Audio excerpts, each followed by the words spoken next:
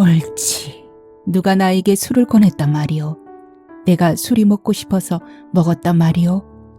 자시고 싶어 잡수신 건 아니죠. 누가 당신께 약주를 권하는지 알아낼까요? 첫째는 화증이 술을 권하고 둘째는 하이칼라가 약주를 권하죠. 틀렸소. 잘못 알았소.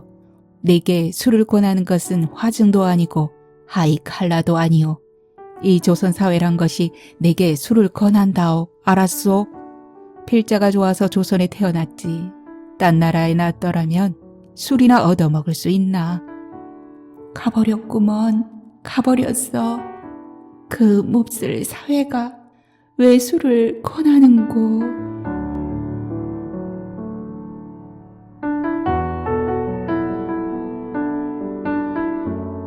안녕하세요. 하루하루 소리를 담다 하소담이에요. 잘 지내고 계시죠? 오늘도 하소담을 찾아주셔서 감사합니다. 오늘은 현진건의 술 권하는 사회라는 단편소설을 읽어드릴 텐데요. 이 소설은 아내의 눈으로 본 지식인 남편의 무능한 삶을 그리고 있습니다. 술 권하는 사회는 일제 치하에서 현실에 적응하지 못하고 고뇌하는 지식인의 모습을 사실적으로 그리고 있는데요. 작가의 다른 작품인 빈처가 가정을 중심으로 한 지식인의 고뇌를 그려냈다면 이 소설은 가정을 중심으로 하되 그 고뇌가 사회로부터 기인한 것임을 간접적으로 보여줍니다. 이 소설에서 지식인 남편은 가정과 사회, 양쪽 모두에서 실패한 인물로 나타나는데요. 본권적 사고를 지닌 무지한 아내는 남편의 유학으로 인해 감수해야 했던 오랜 독수공방의 세월을 남편의 부와 명예를 통해 보상받으려고 합니다.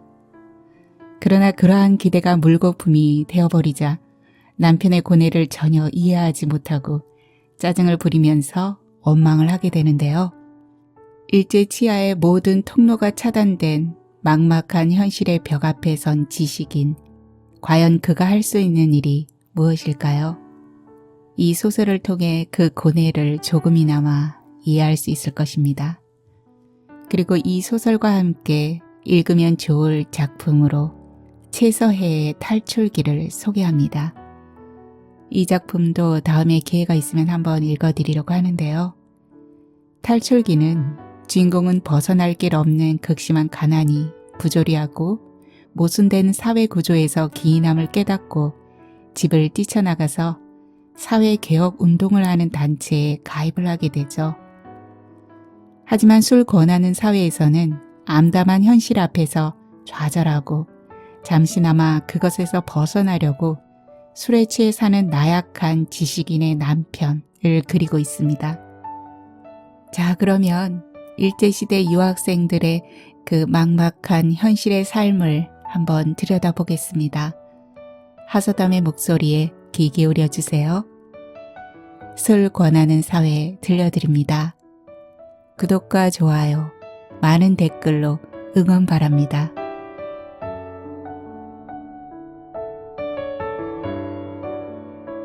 술 권하는 사회, 현진건.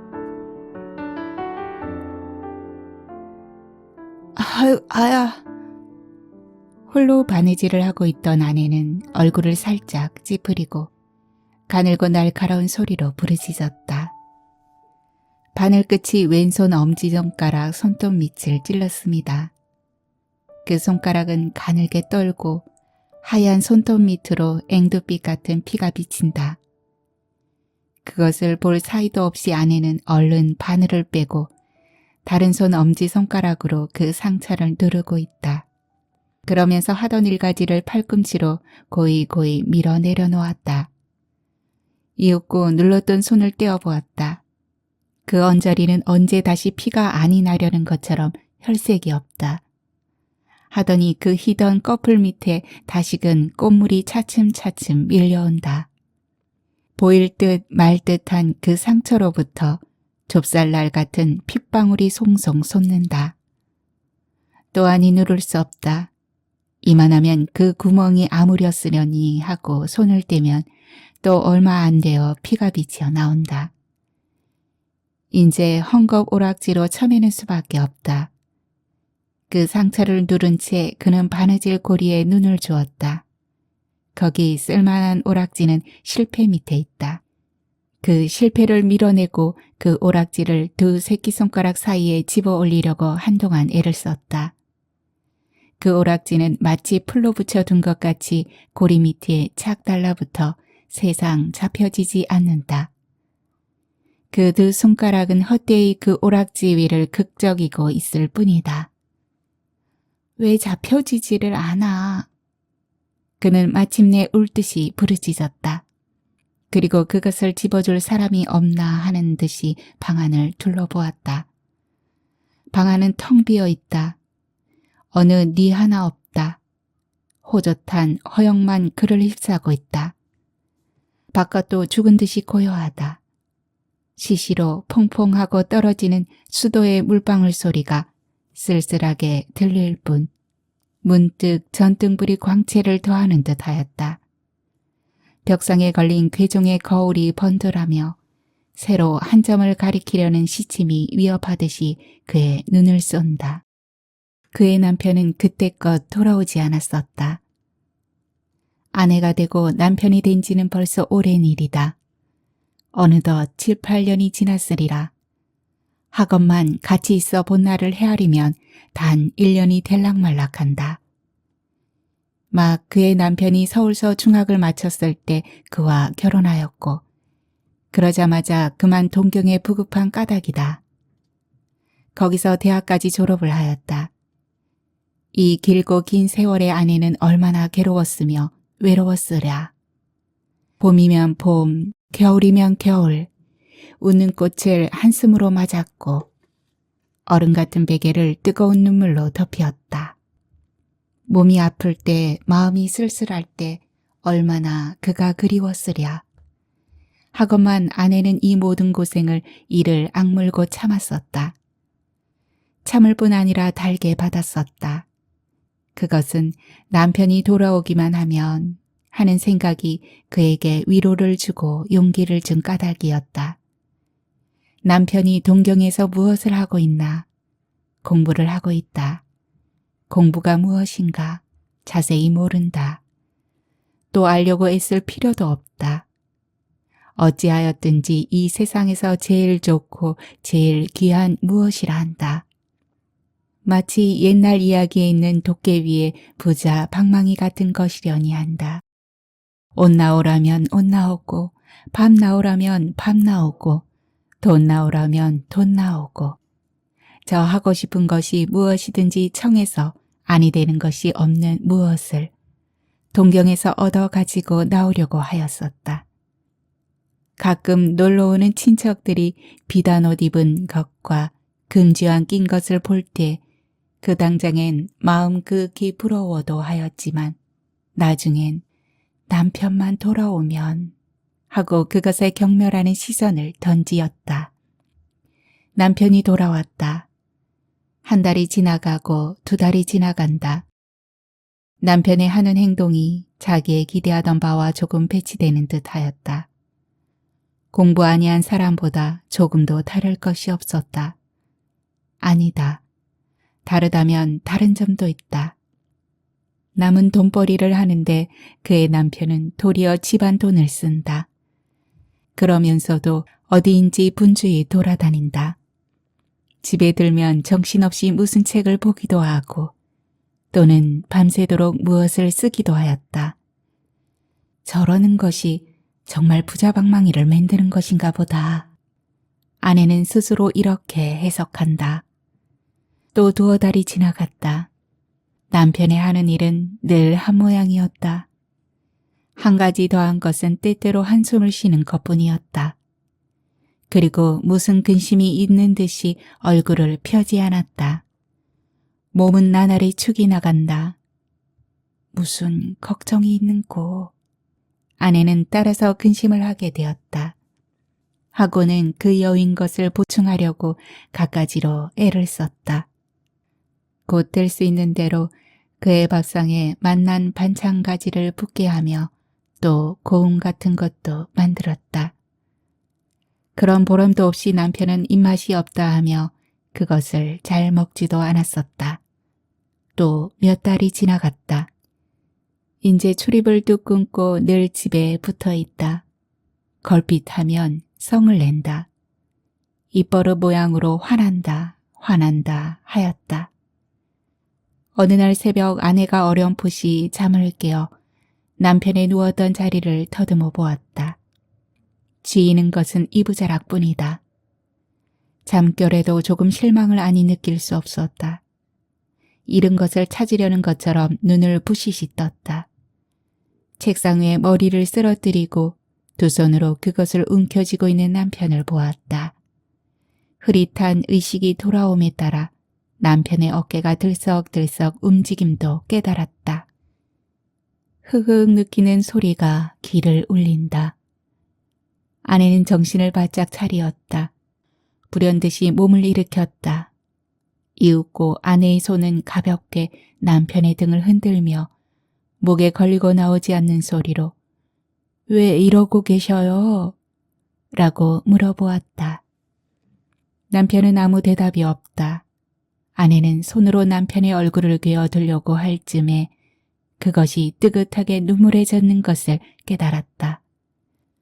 또 한두어 달이 지나갔다. 처음처럼 다시 출입이 잦아졌다.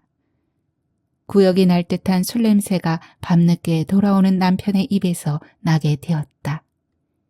그것은 요사이 일이다. 오늘 밤에도 지금까지 돌아오지 않았다. 초저녁부터 아내는 별별 생각을 다하면서 남편을 고대고대하고 있었다. 지리한 시간을 속히 보내려고 지웠던 일가지를 또 꺼내었다. 그것조차 뜻같이 아니 되었다. 때때로 바늘이 헛되이 움직였다. 마침내 그것에 찔리고 말았다. 오대를 가서 이태껏 오시지 않아? 아내는 이제 아픈 것도 잊어버리고 짜증을 내었다. 잠깐 그를 떠났던 공상과 한영이 다시금 그의 머리에 떠돌기 시작하였다. 이상한 꽃을 수놓은 흰 보이 위에 맛난 요리를 담은 접시가 반짝인다. 여러 친구와 술을 권커니 작거니 하는 광경이 보인다. 그의 남편은 미친 듯이 껄껄 웃는다. 나중에는 검은 휘장이 스르르 하는 듯이 모든 것이 사라져 버리더니 낭자한 요리상만이 보이기도 하고 술병만 희게 나타나기도 하고 아까 그 기생이 한 팔로 땅을 짚고 진저리를 쳐가며 웃는 꼴이 보이기도 하였다. 또한 남편이 길바닥에 쓰러져 우는 것도 보였다. 문 열어라. 문득 대문이 덜컥하고 혀가 꼬부라진 소리로 부르는 듯하였다. 네. 저도 모르게 대답을 하고 급히 마루로 나왔다. 잘못 씨는 발에 맞지 않은 신을 질질 끌면서 대문으로 달렸다. 중문은 아직 잠그지도 않았고 행랑방에 사람이 없지 않지만은 을에 깊은 잠에 떨어졌을 줄 알고 자기가 뛰어나감이었다. 가느다란 손이 어둠 속에서 희게의 빗장을 잡고 한참 실랑이를 한다. 대문은 열렸다. 밤바람이 선뜩하게 얼굴에 안친다. 문 밖에는 아무도 없다. 온 골목에 사람의 그림자도 볼 수 없다. 검푸른 밤 빛이 허연 길 위에 그물그물 깃들었을 뿐이었다. 아내는 무엇에 놀란 사람 모양으로 한참 멀거니 서 있었다. 문득 그거이 대문을 닫힌다. 마치 그 열린 사이로 악마나 들어올 것처럼. 그러면 바람소리였구먼 하고 싸늘한 뺨을 쓰다듬으며 해죽 웃고 발길을 돌리었다. 아니, 내가 분명히 들었는데 혹 내가 잘못 보지를 않았나? 길바닥에 쓰러져 있었으면 보이지도 않을 터야. 중간문까지 다다르자 벼랑간 이런 생각이 그의 걸음을 멈추게 하였다. 대문을 또 좀 열어볼까? 아니야, 내가 헛들었지. 그래도 아니야, 내가 헛들었지. 망설이면서도 꿈꾸는 사람 모양으로 저도 모를 사이에 마루까지 올라왔다. 매우 기묘한 생각이 번개같이 그의 머리에 번쩍인다. 내가 대문을 열었을 때 나 몰래 들어오진 않았나? 과연 방 안에 무슨 소리가 나는 것 같았다. 확실히 사람이 기척이 있었다. 어른에게 꾸중 모시러 가는 어린애처럼 조심조심 방문 앞에 왔다. 그리고 문간 아래로 손을 대며 하염없이 웃는다. 그것은 제 잘못을 용서해 주십사 하는 어린애 같은 웃음이었다. 조심조심 방문을 열었다. 이불이 어째 움직임직이 하는 듯하였다. 나를 속이려고 이불을 쓰고 누웠구먼 하고 마음속으로 소곤거렸다. 가만히 내려앉는다. 그 모양이 이것을 건드려서는 큰일이 나지요 하는 듯하였다. 이불을 펄쩍 쳐들었다. 비인료가 하얗게 드러난다. 그제야 확실히 아니온 것을 안 것처럼 아니 왔구먼, 안 왔어 라고 울듯이 부르짖었다. 남편이 돌아오기는 새로 2점이 훨씬 지난 뒤였다. 무엇이 털썩하는 소리가 들리고 잇따라 아씨, 아씨 라고 부르는 소리가 귀를 때릴 때에야 아내는 비로소 아직도 안 왔을 자기가 이불 위에 쓰러져 있음을 깨달았다. 기실 잠기 어두운 할멈이 대문을 열었으리만큼 아내는 깜빡 잠이 깊이 들었었다. 하건만 그는 몽경에서 방황하는 정신을 당장에 수습하였다. 2번 얼굴을 쓰다듬자 불현듯 밖으로 나왔다. 남편은 한 다리를 마루 끝에 걸치고 한 팔을 베고 옆으로 누워있다. 숨소리가 시근시근한다. 막 구두를 벗기고 일어난 할멈은 검붉은 상을 찡그려 붙이며 어서 일어나 방으로 들어가세요 라고 한다. 응, 일어나지. 나리는 혀를 억지로 돌리어 코와 입으로 대답을 하였다. 그래도 몸은 꿈쩍도 않는다. 도리어 그 개게 풀린 눈을 자려는 것처럼 스르르 감는다. 아내는 눈만 비비고 서 있다. 어서 일어나셔요. 방으로 들어가시라니까. 이번에는 대답조차 아니한다. 그 대신 무엇을 잡으려는 것처럼 손을 내어줬더니 물 냉수를 좀 주어 라고 중얼거렸다. 할멈은 얼른 물을 떠다 이 지자의 코 밑에 놓았건만 그 사이에 벌써 아까 청을 잊은 것 같이 취한이는 물을 먹으려고도 앉는다. 왜 물을 안 잡수셔요? 곁에서 할멈이 깨우쳤다. 먹지 먹어.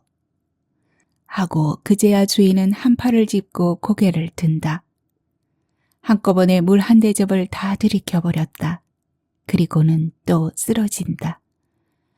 에그 또 눕네. 하고 할멈은 우물로 기어드는 어린애를 안으려는 모양으로 2 손을 내어민다. 할멈은 그만 가자게. 주인은 기치 않다는 듯이 말을 한다. 이를 어찌해야 하는 듯이 멀거니 서 있는 아내도 할멈이 고만 갔으면 하였다. 남편을 붙들어 일으킬 생각이야 간절하였지만 할멈이 보는데 어찌 그럴 수 없을 것 같았다. 혼이 난 지가 7, 8년이 되었으니 그런 파수야 되었으련만 같이 있어 본 날을 꼽아보면 그는 아직 갓 시집온 색시였다. 할멈은 가자게 란 말이 목까지 올라왔지만 입술에서 사라지고 말았다. 마음 극이 할멈이 돌아가기만 기다릴 뿐이었다. 좀 일으켜드려야지.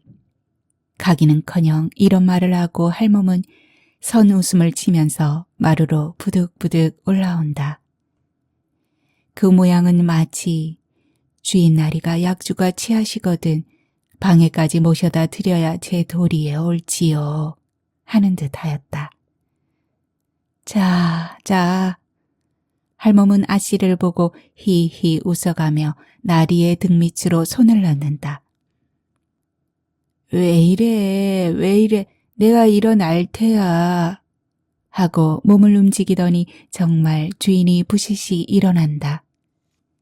마루를 쾅쾅 눌러 디디며 비틀비틀 곧 쓰러질 듯한 보조로 방문을 향하여 걸어간다. 와지끈하며 문을 열어 젖히고는 방 안으로 들어간다. 아내도 뒤따라 들어왔다. 할멈은 중간턱을 넘어설째 몇 번 혀를 차고는 제 갈대로 가버렸다. 벽에 엇비슷하게 기대어 있는 남편은 무엇을 생각하는 듯이 고개를 숙이고 있다. 그의 말라붙은 관자놀이에 펄떡거리는 푸른 맥을 아내는 걱정스럽게 바라보면서 남편 곁으로 다가온다. 아내의 한 손은 양복깃을, 또 한 손은 그의 소매를 잡으며 화한 목성으로 자, 벗으셔요. 하였다. 남편은 문득 미끄러지는 듯한 벽을 타고 내려앉는다. 그의 쭉 뻗친 발끝에 이부자락이 저리로 밀려간다. 에그, 왜 이리 하셔요? 벗자는 옷은 안 입었으시고. 그 서슬에 넘어질 뻔한 아내는 애달게 부르짖었다. 그러면서도 같이 따라 앉는다. 그의 손은 또 옷을 잡았다. 옷이 구겨집니다. 제발 좀 벗으셔요. 라고 아내는 애원을 하며 옷을 벗기려고 애를 쓴다. 하나 취한이의 등이 천근같이 벽에 척 들러붙었으니 벗겨질 리가 없다. 애를 쓰다 옷을 놓고 물러앉으며 원참 누가 술을 이처럼 권하였노? 라고 짜증을 낸다. 누가 권하였노? 누가 권하였노? 흥. 남편은 그 말이 몹시 귀에 거슬리는 것처럼 곱씹는다. 그래, 누가 권했는지 마누라가 좀 알아내겠소. 하고 깔깔 웃는다. 그것은 절망의 가락을 띤 쓸쓸한 웃음이었다. 아내도 따라 방긋 웃고는 또 옷을 잡으며 자, 옷이나 먼저 벗으셔요. 이야기는 나중에 하지요. 오늘 밤에 잘 주무시면 내일 아침 아리켜 드리지요. 무슨 말이야? 왜 오늘 일을 내일로 미루어? 할 말이 있거든 지금 해. 지금은 약주가 취하셨으니 내일 약주가 깨시거든 하지요. 무엇? 약주가 취해서? 하고 고개를 쩔레쩔레 흔들며 천만에 누가 술이 취했단 말이오. 내가 공연히 이러지. 정신은 말똥말똥하오. 꼭 이야기하기 좋을 만해. 무슨 말이든지 자. 글쎄 왜 못 잡수시는 약주를 잡수셔요? 그러면 몸이 축이 나지 않아요. 하고 아내는 남편의 이마에 흐르는 진땀을 씻는다. 이치자는 머리를 흔들며 아니야. 그런 말을 듣자는 것이 아니야. 하고 아까 이를 추상하는 것처럼 말을 끊었다가 다시금 말을 이어 옳지. 누가 나에게 술을 권했단 말이오. 내가 술이 먹고 싶어서 먹었단 말이오. 자시고 싶어 잡수신 건 아니지요. 누가 당신께 약주를 권하는지 알아낼까요? 첫째는 화증이 술을 권하고 둘째는 하이칼라가 약주를 권하죠. 아내는 살짝 웃는다. 내가 어지간히 아려맞췄지요 하는 양이었다. 남편은 고소한다. 틀렸소. 잘못 알았소. 화증이 술을 권하는 것도 아니요. 하이칼라가 술을 권하는 것도 아니요. 나에게 권하는 것은 따로 있어. 마누라가 내가 어떤 하이칼라한테 홀려 다니거나 그 하이칼라가 늘 내게 술을 권하거니 하고 근심을 했으면 그것은 헛걱정이지. 나에게 하이칼라는 아무 소용도 없소. 나의 소용은 술뿐이요. 술이 창자를 휘돌아 이것저것을 잊게 만드는 것에 나는 취할 뿐이요.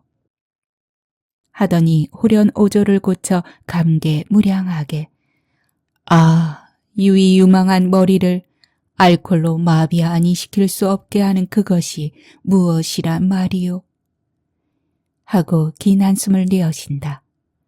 물큰물큰한 술 냄새가 방 안에 흩어진다. 아내에겐 그 말이 너무 어려웠다.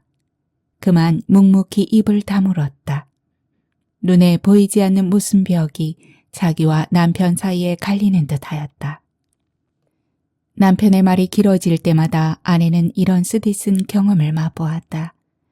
이런 일은 한두 번이 아니었다. 이윽고 남편은 기막힌 듯이 웃는다. 또 못 알아듣는군. 묻는 내가 그러지. 마누라야, 그런 말을 알 수 있겠소. 내가 설명해 드리지. 자세히 들어요. 내가 술을 권하는 것은, 내게 술을 권하는 것은 화증도 아니고 하이 칼라도 아니오. 이 사회란 것이 내게 술을 권한다오. 이 조선 사회란 것이 내게 술을 권한다오. 알았소? 필자가 좋아서 조선에 태어났지.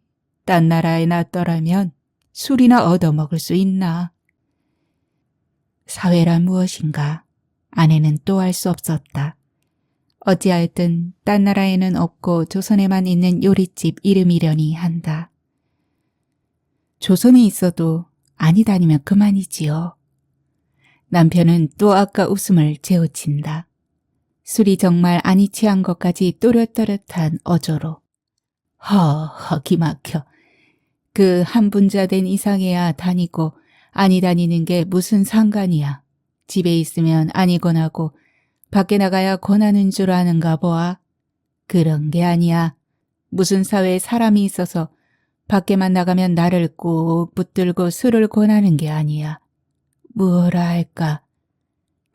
우리 조선 사람으로 성립된 이 사회란 것이 내게 술을 아니 못 먹게 한단 말이요. 어째 그렇소? 네, 또 내가 설명을 해드리지. 여기 회를 하나 꾸민다 합시다. 거기 모이는 사람 넘치고 처음은 민족을 위하느니 사회를 위하느니 그러는데 제 목숨을 바쳐도 아깝지 않느니 아니하는 놈이 하나도 없어.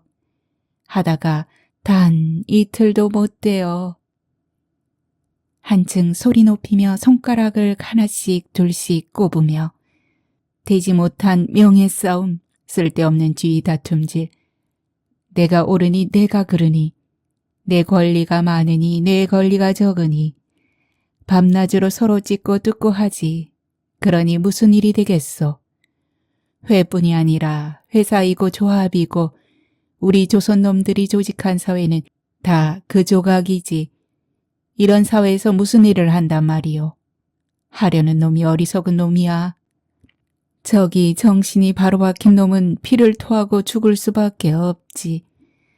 그렇지 않으면 술밖에 먹을 게 도무지 없지. 나도 전자에는 무엇을 좀 해보겠다고 애써 써보았어. 그것이 모두 다 수포야. 내가 어리석은 놈이었지. 내가 술을 먹고 싶어 먹는 게 아니야. 요사이는 좀 낫지만은 처음 배울 때는 마누라도 알다시피 죽을 애를 썼지. 먹고 난 뒤에 괴로운 것이야. 겪어본 사람이 아니면 알 수 없지. 머리가 지끈지끈 아프고 먹은 것이 다 돌아 올라오고 그래도 아니 먹은 것보단 나았어. 몸은 괴로워도 마음은 괴롭지 않으니까. 그저 이 사회에서 할 것은 주정꾼 노릇밖에 없어. 공연히 그런 말 말아요. 무슨 노릇을 못해서 주정꾼 노릇을 해요. 남이라서. 아내는 부지불식간에 흥분이 되어 열기 있는 눈으로 남편을 바라보고 불쑥 이런 말을 하였다.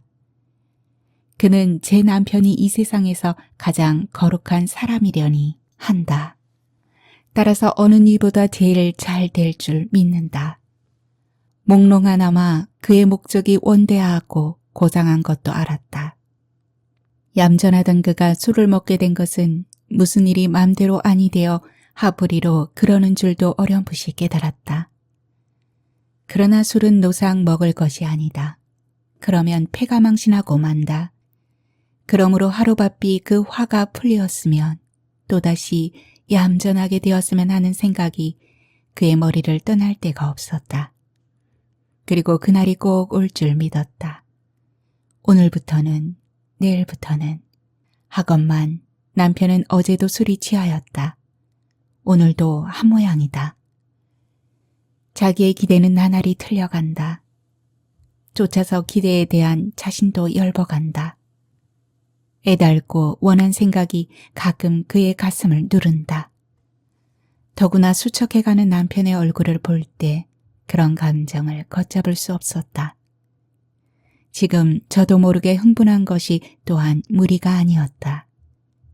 그래도 못 알아듣네 그려. 참 사람 기막혀.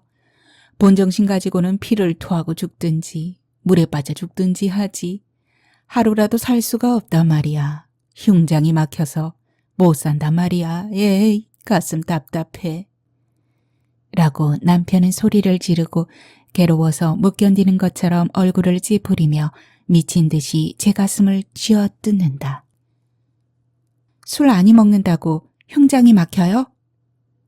남편이 하는 짓은 본체만체하고 아내는 얼굴을 더욱 붉히며 부르짖었다.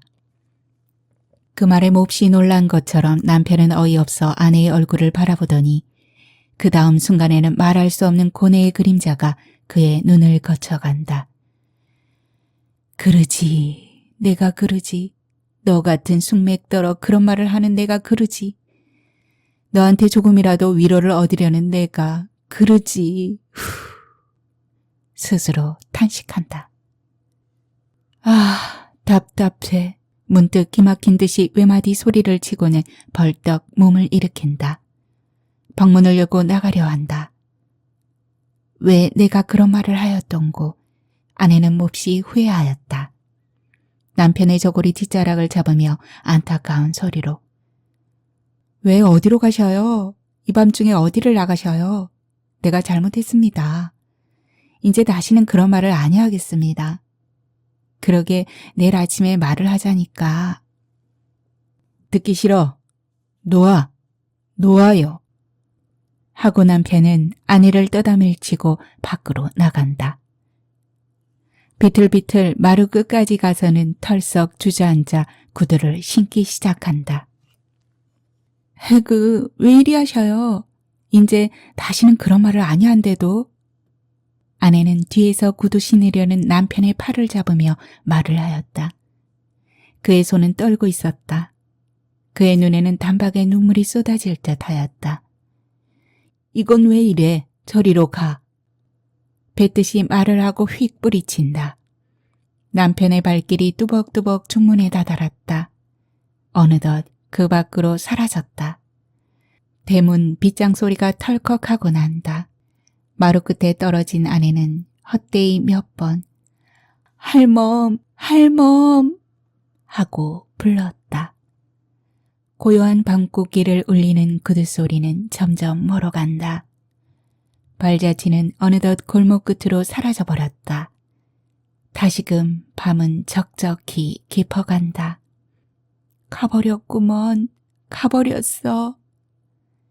그 구두 소리를 영구히 아니 잃으려는 것처럼 귀를 기울이고 있는 아내는 모든 것을 잃었다 하는 듯이 부르짖었다. 그 소리가 사라짐과 함께 자기의 마음도 사라지고 정신도 사라진 듯 하였다. 심신이 텅 비어진 듯 하였다. 그의 눈은 하염없이 검은 밤 한개를 물끄러미 바라보고 있었다. 그 사회란 독한 꼴을 그려보는 것 같이. 쓸쓸한 새벽바람이 싸늘하게 가슴에 부딪힌다. 그 부딪히는 서슬에 잠 못 자고 피곤한 몸이 부서질 듯이 지긋하였다. 죽은 사람에게서나 볼 수 있는 해슥한 얼굴이 경연적으로 떨며 절망한 어조로 소근거렸다. 그 몹쓸 사회가 왜 술을 권하는고. 네, 하수담의 낭독은 여기까지입니다. 어떻게 들으셨어요? 편안하게 들으셨나요? 현진건의 술 권하는 사회 들려드렸습니다. 편안한 시간 보내시고요. 저는 다음 영상에서 또 뵙겠습니다. 감사합니다.